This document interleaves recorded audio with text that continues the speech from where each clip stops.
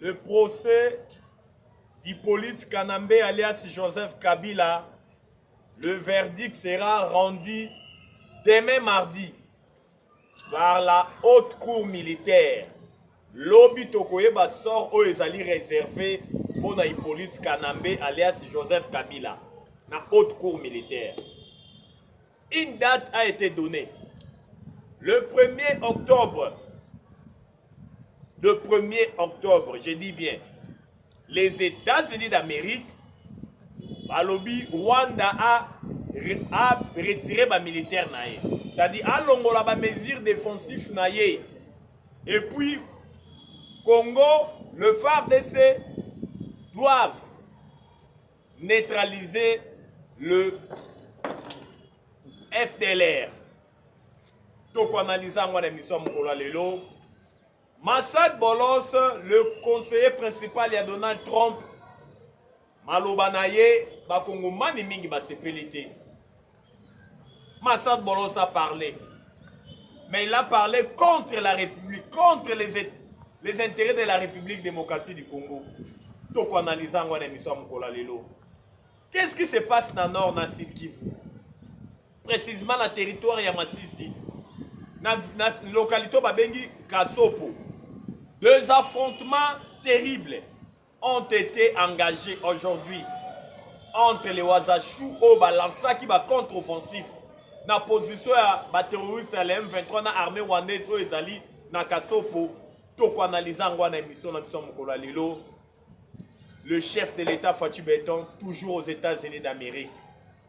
Tellement Tata Mokonzi Ekola Zali sollicité dans la délégation partout où Ezali Kota na Mokili.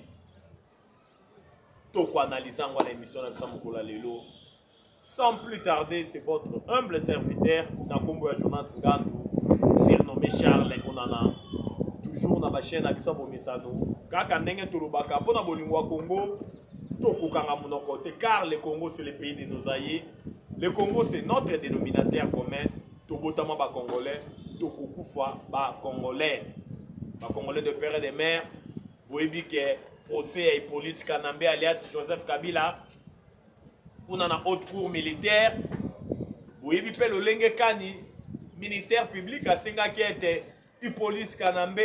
Tata Mokonzi Ekolo ya Mboko ya Kala Azala condamné.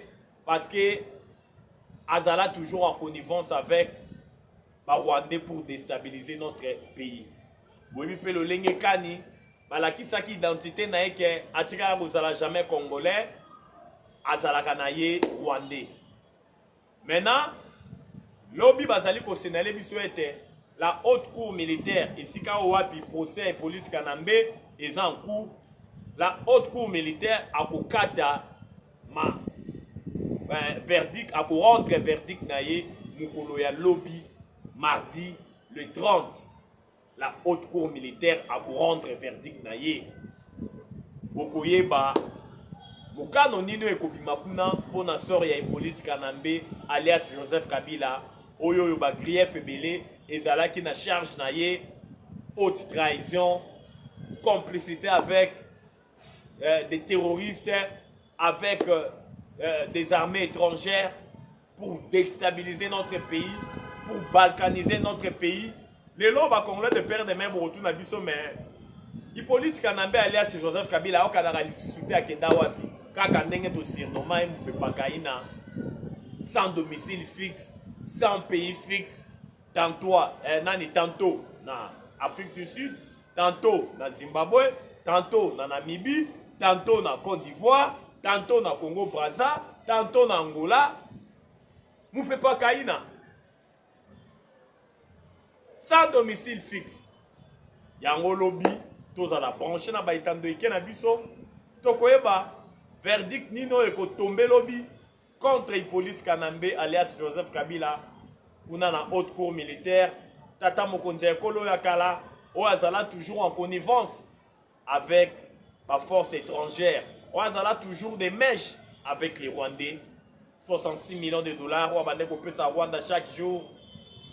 Deux armées étrangères babundi na Kisangani, la guerre de 6 jours, au Eboma 2000 Kongomani, tangu ya zalaka na Tata Mokonzi Ekolo yo. Mais tangu ekoma ki pona kofunda il fallait que funda armée rwandaise na armée ougandaise oh bah s'affrontanaka na Kisangani la guerre de 6 jours mais to funda kaka armée ougandaise to boyaka ko funda armée rwandaise tango wana parce que yazala na rwandais akoya ko permettre de to funda Rwanda il a fallu to funda Uganda yango bomona to kenda na ba instance judiciaire internationaux to samba na Uganda bakatela Uganda mbando na ye bakatela Uganda bambongo ifalaka futa biso à peu près 300 millions de dollars yango de mosolo Uganda abanda ko futa oyo kenda na compte ya Frivao oyo une partie il fallait servir pour na kotonga ba prison na Kisangani na ese kuna mosolo bakosela Constant Mutamba Tungunga ki a détourna fonto e bako origine ya mosolo wana esike uta ezali mosolo Uganda funda biso oyo Uganda futa biso pona bitumba oyo abunda na Rwanda la guerre de 6 jours kuna na ville martyre ya Kisangani yango lobby tokoyeba sort ya Hippolyte Kanambe alias Joseph Kabila kuna na haute cour militaire rester branché na baitando na bino pour ne pas s'éterniser dans le lengekan haute cour militaire et kokata procès à Hippolyte Kanambe à rendre dernier verdict na mukolo ya lobby mardi le 30 septembre tokei directement na makambo matali Rwanda na République démocratique du Congo. Vous savez que sous pression américaine le 1er octobre c'est une date oyoyo ezwami o ba américain ba pesi pour Rwanda a retiré ba mesures défensives na ye oyo acha na est ya mboka na biso, c'est-à-dire ba militaires na ye plus de 6000 militaires rwandais, je dis de plus de 6000 militaires rwandais oyo bazalaka na est ya mboka na biso aux côtés à M23 pour déstabiliser notre pays. Vous savez que l'accord de paix entre le Congo et le Rwanda avait été signé aux États-Unis d'Amérique. Maintenant, dans quatre accords de paix, vous le savez très bien, et ça n'a pas de disposition où l'armée rwandaise Abima a retiré ma mesure défensive dans l'Est de Mboka parce que vous le savez très bien que le militaire rwandais il se bat aux côtés du M23 contre l'armée congolaise et le Wazachou, le Wazalendo, Banamboka. Accord de paix, on entend au signé qui ango, Torobaki, Rwanda abimisa ba militaire na ye, alongo la ba mesure défensive na ye, bisope Congo. Le fait que Rwanda alobaka toujours que présence na ezali na est ya mboka na biso parce que ba FDLR bazali o bazali ko constituer capacité moko ya menace o ba ko attaquer Rwanda de ngonga nyoso balingi pona kolongola Libye wana pona kolongola prétexte wana yango bomona ki lolenge kali le gouvernement alobaki OK FDLR oyo bakota na Congo depuis 1994 le lot en 2025 soko taliba âge na bango baza sur na capacité mon côté ya ko déstabiliser pouvoir ya les sanguinaires Paul Kagame na mboka ya Rwanda lokola Kagame alukaka toujours prétexte kolela koloba non ba militaire nanga bazali na Congo parce que ba FDLR un jour ba ya ko attaquer Rwanda botia yango na kati ya signature ya accord de paix auto signaki yango bomoni lolenge kani mukolo ya le 1er octobre les États-Unis d'Amérique na ba pays nyonso oyoyo bazali impliqué na makambo ezali koleka na partie orientale mboka na biso ils se sont convenus que Rwanda banda ko retirer maintenant ba militaire na ye mukolo ya le 1er octobre biso pe Congo to banda ko anéantir ba FDLR oyo to s'engagea ki biso nyonso de part et d'autre na accord de paix oyo sinama ki na États-Unis d'Amérique entre les deux ministres des Affaires étrangères. Mais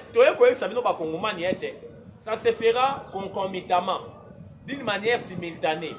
Côté biso bandi neutralisation à FDLR, côté Rwanda le 1er octobre bandi ko bimisa ba militaire na ye na partie orientale ya mboka na biso. Il faut éco ça les malolenge moko.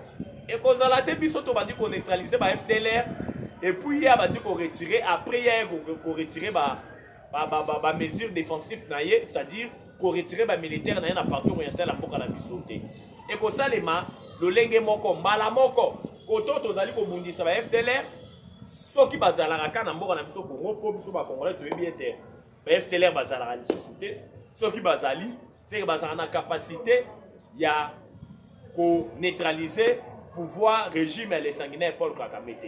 Mais pendant que l'on a kaka Libyana, pendant que l'on a kaka prétexte wana, ouais, ça se fera d'une manière simultanée. Yango Momono le Lenge Kani, une date a été donnée le 1er octobre pour Makambouane Salima.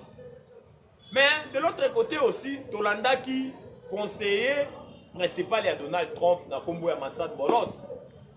Son côté là qui va dire il y a Massad Bolos ou Azali conseiller il y a Donald Trump et pesa qui pesa pas si pe mawa. Comment dans le Lenge Kani Massad Bolos a commis versatile. À propos, n'a commis qu'on changeait par rapport à la déstabilisation à partir orientale et à Mboka na biso. D'abord, Batouni, conseiller principal à Donald Trump, Massad Bolos, dans ma Cambotali Génocoste. Vous voyez qu'après la Deuxième Guerre mondiale, plus de 30 millions. C'est à l'est de la République démocratique du Congo, plus de 10 millions de morts. Iloba Nayango, écrivain politologue camerounais, Charles Onana, l'ouvrage Nayakuma, Holocauste au Congo, c'est-à-dire sacrifice au Congo, l'omerta de la communauté internationale, c'est-à-dire la loi du silence de la communauté internationale. Mais tout le monde le Lenge Kani, Massad Bolos, Azali Bongo conseiller principal à Donald Trump, a ignoré même génocide congolais, armée rwandaise et Bomi Bakongomani il y a de cela 30 ans, plus de 10 millions de morts, plus de 500 000 femmes violées, plus de 110 000 hectares dévastés. Massad Bolos a répondu aux questions comme il se devait. Et puis au-delà de ça, Massad Bolos a Zolobela, dans Makambu ya Congo, il faut total les causes profondes. Mais dans les causes profondes, Massad Bolos, conseiller principal à Donald Trump, Alinga ça la même allusion dans Maïmatali intégrité territoriale en Mboka na biso Congo. Traçage à la frontière. Mais tout le monde le lenge Kani Massad Bolos a commis versatile. Oui, que bateau to bengi batuti power batuti land. Bazalaka makasi na oma oyo to bengi corruption.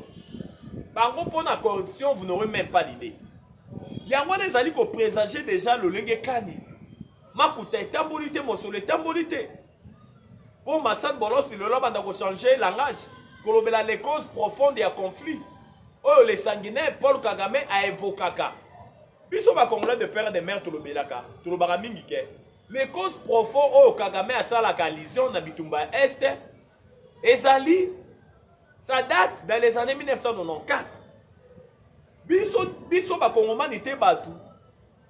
To betaka avion ya Juvenal à Berimana Massasi.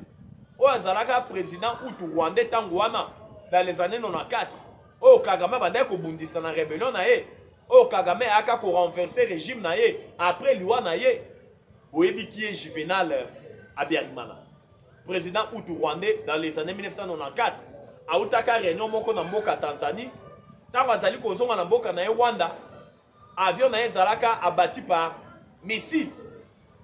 D'après les informations de notre possession, balobi missile et bomaka avion et quoi ça avion il y a Juvenal à Berimana. Et ça qui missile français. Il y a opération France à la Saka, opération turquoise dans Mboka ya Rwanda. Missile voilà de quoi ça avion il y a Juvenal à Berimana. Président Outu Rwandais Tangwana dans les années 1994. Mais c'est ça les causes profondes. Il y a conflit au Rwandais, il faut pas se référer. Les alliés à la frontière et Mboka na biso te. Conférence à Berlin, Salara Moussala na yango. Et Katara ba frontière ndenge longo bani. Et puis, oh biso toyebe zake une partie à République démocratique du Congo et Salara na Rwanda. Vous savez que le Rwanda a une superficie de 26 338 km². Une partie à Mboka na biso nde Salara na Rwanda. Et non pas une partie à Rwanda, na une partie à Ouganda, nde Salara na kati à République démocratique du Congo. Dengue le sanguinaire Paul Kagame a évoqué matin, midi, soir. C'est du poudre rosée, c'est du mensonge. Toyebi, agenda caché na bangwana nyoso mais kaka ndenge tolobaka ekolekate, ekosimbate. Raison pour laquelle tosenga na tata mokonzi ko le Fachi Beton, le chef de l'État. C'est bien bon de faire la diplomatie. C'est bien beau de trouver des moyens pacifiques pour mettre un terme à la guerre de l'Est. Mais Tolobaka Yango, Kakandolenge, Kanijil, César Aloba, c'est lui qui veut la paix, prépare la guerre. Nous devons nous préparer à la guerre. Nous devons former notre armée. Nous devons nous procurer des armes de dernière génération. Tolobaka Yango, bateau, Tobengi, na Bakombo, ya Batuti Power, ya Batuti Land.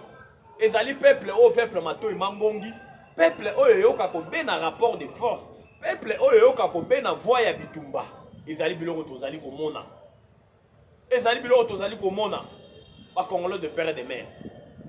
Tu comprends que la guerre de l'Est, ngai na lobaka yango en tout cas ba Congolais de père et de mère, malgré to évokaka la diplomatie agissante tata mokonzi ko le Fachi Beton, no lenge ka des ali ko produire ba résultat escompté. Mais moi personnellement, là ça n'engage que moi. J'ai été toujours dubitatif. Nazala toujours na ba doute que Bitumba et aussi là sur le plan diplomatique. J'ai fui vraiment dubitatif. Parce que Natala na mena analyse, Natala le lenge kani Bitumba est le kaka. Na se renda compte que la guerre de l'Est, on doit utiliser la politique du bâton, c'est-à-dire la guerre pour mater l'armée rwandaise et l'air supplétif au Tobengi le 1-23. Parce que bateau Tobengi bateau tu power comme j'ai à le dire, bazali bateau mato imangongi, bazali bateau baoka ko ben un rapport de force. Raison pour laquelle nazala dubitatif que bitumbe aussi là na voie diplomatique. Mais ba que to aussi c'est un mot na lokito na voie ya Massas pour tout se faire respecter. Parce que la guerre de l'Est est éminée cannabis en façon moko, vous n'aurez même pas l'idée. Et là qui s'y traîtrise, et là qui s'y trahison, oyo ezala qui monnaie courante na kati ya armée na biso. Oyo ba traître belé bakangami, oyo les officiers supérieurs rebellés bakangami bazali ko ka bango na ba service intelligence timo ya lelo, timo kolo ya lelo. Oyo ba vérité ezali ko continuer toujours ko éclater matin midi soir. Mais nous sommes tous là Tolobaka.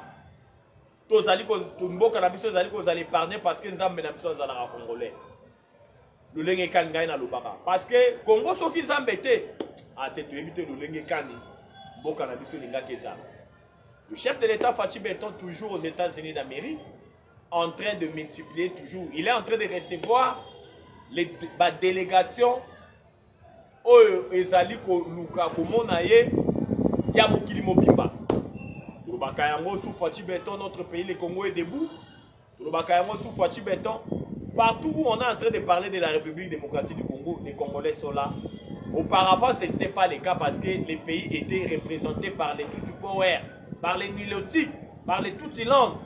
Parce qu'on avait placé un étranger au sommet de l'État, un Rwandais au sommet de l'État, avec comme objectif de balkaniser notre pays, avec comme objectif de rendre notre pays ingouvernable, d'enterrer notre pays. Raison pour laquelle l'actuel chef de l'État, Félix Antoine Tshisekedi Tshilombo, est en train de déterrer le Congo là où notre pays était enterré. Yango Bomoni Kuna Namboka, États-Unis d'Amérique, Tata Mokonzi le Fachi Beton, au four et au moulin, en train de recevoir ma délégation, Yabamboka et Belé, en train de recevoir ma diplomate.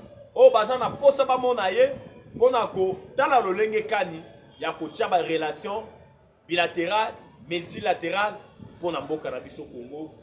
Comme vous le savez, Tata Mokonzi ko le Fachi Beton a été kozala élu comme premier vice-président kuna na 80e session ya Nations Unies. Tout ça ça prouve à suffisance que le lenge kani le Congo ils ont continué kozala debout. Notre pays, le Congo, ils ont continué toujours pour jouer place dans les concerts des nations. Pour ne pas s'éterniser dans le Lengekan de Tata Mokonzi le Fachi Beton, azali na agenda moko trop chargé kuna na mboka États-Unis d'Amérique. Tokei directement na Maïmatali Bitumba. Il n'y a jamais eu le développement là où il y a la guerre. Mais na koye sabino na province ya Nord Kivu na territoire ya Masisi opesi mbwambwa boyi.